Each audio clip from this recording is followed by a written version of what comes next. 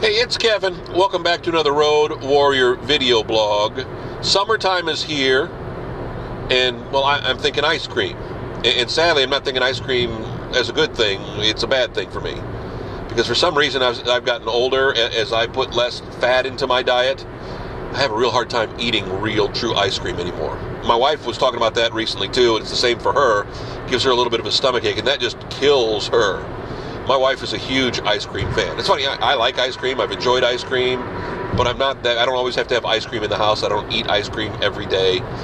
My wife, when she was growing up, her Auntie Babe, who was, I don't want to say, it's actually her great aunt, but was her de facto grandmother after her grandmother passed away, her grandmother's sister, always said that there was always a little room for ice cream.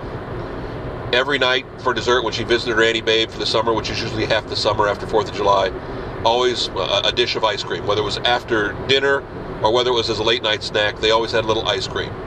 Ice cream has always been important to my wife. It's not we've kept it in the house all the time because we've always fought the battle of the bulge, but I know if my wife had her druthers, we'd keep ice cream in the house all the time. My father's almost the same way too. I bet right now if I called him up, there'd be ice cream in their refrigerator. My parents, my dad's in his late 70s and still eating ice cream, which is good for him. But recently I've noticed that when I do eat ice cream, man, it just hits me wrong. I don't know if it's the sugar content, I don't know if it's the dairy content, I don't know if it's the fat content, I don't know what it is. But man, it just tears me up. What I found is I prefer frozen yogurt.